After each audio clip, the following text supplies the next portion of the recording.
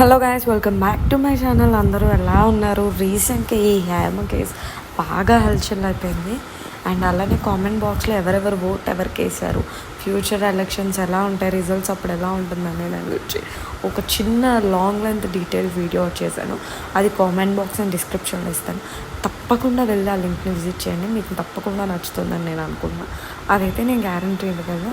ఇంకా హేమ గారి దగ్గరికి వచ్చేసరికి అంటారా, గారు అని ఏం రెస్పెక్ట్ ఇవ్వక్కడ అంత అడ్డంగా దొరికేశాక మరి అందులో రేవ్ పార్టీలో దొరికేశారు. దరిద్రంగా ఒక జిఆర్ ఫామ్ హౌస్ అని ఒక ఫామ్ హౌస్ ఉంది బెంగళూరులో. అక్కడ ఒక రేవ్ పార్టీ అయితే జరిగింది. రేవ్ పార్టీ అంటే ఏంటంటే almost all ladies without clothes ఉంటారని మనకి గూగుల్ తెలి చెప్తుంది maximum rave party meaning. So అట్లాంటి ఒక రేవ్ పార్టీ అంటే drug, alcohol, cigar, hookah everything ఉంటుంది, లేని ఐటమ్ అంటూ ఉంది. ఆ కేసులో ఈవిడ దొరికారు. ఈవిడ ఎలా దొరికేశారు అనేది కూడా ఒక హైలైట్ ఆఫ్ ద న్యూస్. ఆ రేవ్ పార్టీలో అటెండ్ అయ్యారు హేమ గారని బెంగళూరు స్టేట్ పోలీసెస్ న్యూస్ అయితే చెప్పారు. చెప్తే ఈవిడ లోపల ఏం చేశారంటే ఒక ఫోన్లో ఒక వీడియో తీసి అప్లోడ్ చేశారు.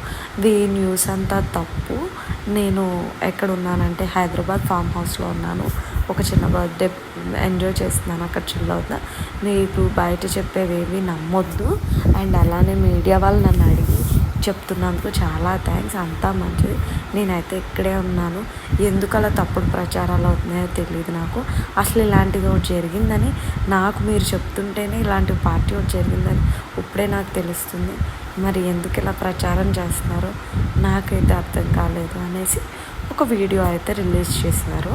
అండ్ అదే వీడియోలో ఏ డ్రెస్ అయితే బ్లాక్ షర్ట్ మీద పింక్ పువ్వులు వచ్చి, వైట్ కోట్ వచ్చి, కింద బ్లూ ప్యాంట్ ఉంది, రేవ్ పార్టీలో హేమ ఫోటో కూడా నేను మీకు ఇప్పుడే పెట్టి చూపించాను కదా, సో అదనమాట. అండ్ మీకు ఇప్పుడు వస్తుంది, ఉండండి, నెక్స్ట్ ఫోటోలో మీకు నేను చెప్పిన ఒక క్లారిటీ అని వచ్చేస్తుంది. ఎందుకు హేమ గారు అంతలా దొరికేశారంటే ఇది ఇప్పుడు హేమ గారు మధ్యలో ఉన్న ఫోటో చేసింది. ఇప్పుడు చూడండి, ఈ ఫోటోలో రేవ్ పార్టీలో హేమ ఫోటో రిలీజ్ చేసిన పోలీసులు, ఇటు పక్కన ఉన్న లెఫ్ట్ సైడ్ ఉన్న ఫోటో పోలీసులు రిలీజ్ చేసిన ఫోటోలు, మధ్యలో ఉన్న ఫోటో ఆవిడ పెట్టుకున్న వీడియోలు. మరి రెండు డ్రెస్సులు సేమ్ ఎట్ ఏ టైం అయితే వేసుకోరు కదా, అది పార్టీలో ఉన్నట్టే. ఏ చెట్టు కింద అయితే వీడియో తీశారో అదే చెట్టు జిఆర్ ఫామ్ హౌస్లో ఉంది, దాని పక్కనే స్టేజ్ డెకరేషన్ ఉంది. అడ్డంగా దొరికేశాక పోలీసులకి చెప్పకుండా ఇప్పుడు మీకు యారో మార్క్లో చూసారా ఏ చెట్టు దగ్గర అయితే చెప్పారో ఆ చెట్టు అనమాట. ఇలా చేసి ఇంకా అయితే ఫుల్గా కోపం వచ్చేసింది బెంగళూరు పోలీసెస్కి, కర్ణాటక పోలీసెస్కి. ఇలా ఎందుకు చేశారు, వాళ్ళు ఎదుర్కొన్నానే ఫోన్ తీసేసుకున్నాక పక్కకి వెళ్ళి ఆ చెట్టు దగ్గర నుంచి ఈ వీడియో చేసేసి రిలీజ్ చేసేసారు. బట్ ఇది కరెక్ట్ ఆర్ రాంగ్ అనేది జనాల్ని మభ్య పెట్టడానికి వెంటనే బెంగళూరు పోలీసెస్ ఏం చేశారంటే ఆ రేవ్ పార్టీలో ఆవిడ దొరికేసిన ఫోటో ఉంటుంది కదా అది రిలీజ్ చేశారు. అండ్ ఆవిడ మాట్లాడిన చెట్టు ఆ చెట్టు కూడా సేమ్ రిలీజ్ చేశారు.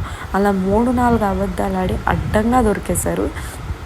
ఇప్పుడైతే పోలీసులు మటుకి వదలరు కదా, బట్ ఇప్పుడున్న సినీ కల్చర్లో కొంతమంది మంచోళ్ళు ఉంటున్నారు, కొంతమంది ఇలాంటి వాళ్ళు ఉంటున్నారు అనమాట. లైక్ ఇలాంటి వాళ్ళ వల్ల సినీ ఫీల్డ్ అంతటికీ కూడా బ్యాడ్ నేమ్ వస్తుంది.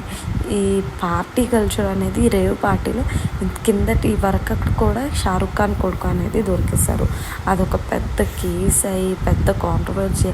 బాలీవుడ్ స్టార్ తీగ కలితే డొంకలాగడం అంటే ఆ స్థామెత్తో మొత్తం బాలీవుడ్ షేక్ అయిపోయింది ఆ టైంలో.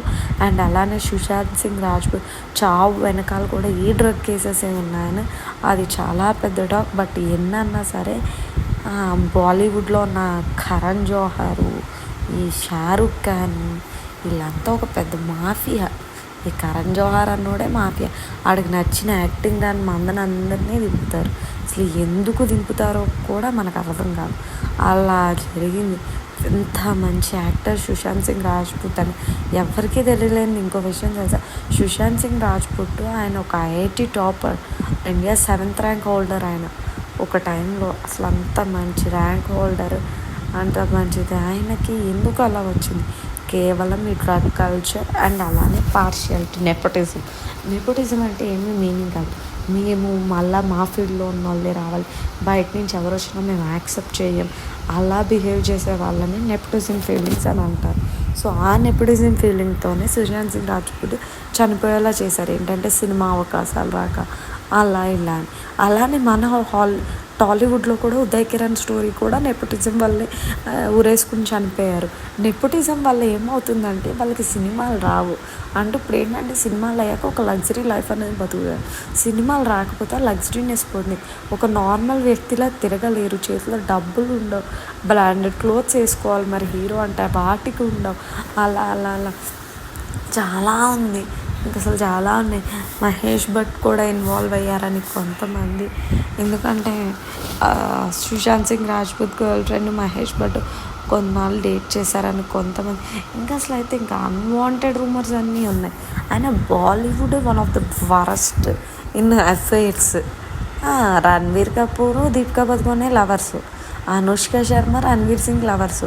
వాళ్ళని వదిలేసి మళ్ళీ దీపికా పదుకొనే రణ్వీర్ కపూర్ పెళ్ళి చేసుకున్నారు. ఎంత దరిద్రమో చూడండి. విరాట్ కోహ్లీని ఇంకొకరు ఎవరో వాడస్ దట్ యాక్టర్ నాకు గుర్తుకు రావట్లేదు, వాళ్ళు లవర్స్. తర్వాత అనుష్క శర్మ వదిలేసింది కదా ఎవరినో ఆయన చేసుకుని. రణ్వీర్ కపూర్కి అయితే ముగ్గురు. ఇంకా అలా జరుగుతుంది ఈ బాలీవుడ్ మీడియా అంతా. ఎందుకు ఉంటారో అర్థం. కత్రీనా కైఫ్ కూడా అంతే, రణ్వీర్ కపూర్ని సల్మాన్ ఖాన్ని ఇద్దరిని లవ్ చేసింది, మళ్ళీ వాళ్ళిద్దరిని వదిలేసింది.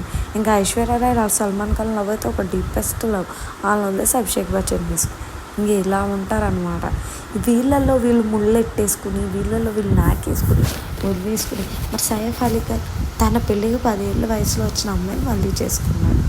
ఇలా ఉంటాయి అన్నమాట వీళ్ళ కబుర్లు, అదేనా. సో ఎందుకు బాలీవుడ్ నెపోటిజం అయిందంటే ఇలాంటి రేవ్ పార్టీస్, ఇట్లాంటి culture. And maximum cine fielders అందరూ కూడా ఇవే బిజినెస్లు చేసేస్తున్నారు, లైక్ రేవ్ పార్టీస్ అని. కొంతమంది చాలామంది కూడా ఈ వరకు టైం రానా గారు కూడా డ్రగ్ డీలర్ అని కొంతమంది అన్నారు, కొంతమంది ఏమో కాదన్నారు. మనకి వాస్తవం ఏంటనేది తెలియదు కానీ బట్ న్యూస్ ఛానల్స్ అన్నీ ఫుల్గా ఎక్కేసాయి. But to be the end Hema గారు అయితే 4 అబద్ధాలు ఆడి అడ్డంగా దొరికేశారు. అలా ఇలా కాదు, దారుణంగా దొరికేశారు. ఎందుకు ఏంటి అనేది ఇంకా అసలు పొద్దున్న నుంచి అయితే టీవీ ఛానల్స్ వాళ్ళు వేసుకుంటున్నాడు అస్సలు వదలట్లేదు. ఫుల్గా లేపులేకపోతున్నారు. ఎందుకంటే ఆవిడ చేసిందే కరెక్ట్ కాదు. ఫస్ట్ది దొరికేశారు. కామ్గా ఉండి జైల్లోకి వెళ్ళి కూర్చోడం మానేసి ఈ ప్రచారం తప్పు అని ఒక వీడియో రిలీజ్ చేశారు. దానికి తగ్గట్టు బెంగళూరు పోలీసులు బుద్ధి చెప్పారు. తర్వాత ఒక ఫుల్గా వైట్ మొహానికి చుట్టేసుకుని అది చూసేసుకుని షిఫ్ట్ అయిపోతున్నాను. బట్ రేవ్ పార్టీలో దొరికిన వాళ్ళని అంత ఈజీగా వదలరు. నార్కోటిక్ టెస్ట్ చేస్తారు, డ్రగ్ ఉందో లేదో కూడా టెస్ట్ చేస్తారు, blood samples. If in case narcotic టెస్ట్లో కనుక బ్లడ్ ఇది ఏదైనా తెలిస్తే అప్పుడు తీగలాగుతారు. చూసారా, తీగలాగితే డొంక కలుగుతారు, అప్పుడు తీగలాగుతారు. ఆ డొంకలో ఎవరెవరు ఉన్నారు మొత్తం అందరూ ఒకటి తర్వాత ఒకడు మొత్తం బయటకు వచ్చేస్తారు. ఈ సినీ ఫీల్డ్లో ఏంటంటే మనం డబ్బులు ఇచ్చి టికెట్ చూస్తుంటే మేము ఏదో గొప్ప వాళ్ళమని ఫీల్ అయిపోయి ఇలాంటి పనులన్నీ చేస్తున్నారు. ఆ సినిమాలో ఉన్నది మొత్తం ఓటీటీ వచ్చేసి టికెట్లు కొనుక్కుంటాం మానేసి సంవత్సరానికి 1000 రూపాయలు కట్టుకుని ఇలా చూడటం వచ్చింది అనుకోండి, సినిమాలన్నీ దరిద్రం వదిలిపోద్ది. ఎందుకంటే ఏదైతే మనం చూద్దామని 100 కోట్లు బడ్జెట్ పెట్టి 300 కోట్లు మళ్ళాంటి వాళ్ళు సినిమా చేస్తే టికెట్ రేట్లు పెంచుకుని చూసుకుని ఆ డబ్బులతో వాళ్ళు 50 కోట్లు లాభాలు పొందుకుని ఏం చేస్తారు. టు బీ ఫ్రాంక్, ఒక పొలం చేసుకునే అతను, పండించుకునే అతను పొద్దున్నీ సాయంత్రం వరకు కష్టపడతారు. ఈ హీరోయిన్స్ యాక్టర్స్ ఏం చేస్తారు, అదే సినీ ఫీల్డ్లో యాక్ట్ చేస్తారు 1-2 సార్లు నుంచుని ఏసీల కింద కూర్చుని ఇట్లా స్టంట్లు చేసి యాక్టింగ్ చేసేస్తే అదేం కష్టం కాదు. నా ఉద్దేశం పొలంలో రైతు పడేదే కష్టం. బట్ ఈ వాల్యూ ఎప్పుడు తెలుస్తుందో కానీ ఈ జనాలకి ఏదైతే మటుకి ఓటీటీ ప్లాట్ఫామ్ అనేది పూర్తిగా వచ్చేస్తే ఇలాంటి నటులు సరిగ్గా ప్రవర్తిస్తారు. మనం కూడా హైప్ ఇచ్చేస్తాం. ఒక సినిమా బాగుందంటే 100% హైప్ ఇచ్చేస్తాం. ఆ హైప్ని ఇలా మిస్యూజ్ చేస్తారు. ఎప్పుడు ఇలా పర్ఫెక్ట్గా లేని ఇంపర్ఫెక్ట్గా ఉన్న యాక్టర్స్ ఎప్పుడు కూడా జీవితంలో పైకి రారు. అందులో హేమ గారు ఇది 2వ సారి. ఈ వరకేవో చిన్న ఇష్యూస్లో వచ్చారు, బట్ ఇలాంటి రేవ్ పార్టీస్లో అయితే రాలేదు. ఎనీవేస్ పోలీసులు అయితే మంచి బుద్ధి అయితే చెప్పారు, బెంగళూరు పోలీసెస్.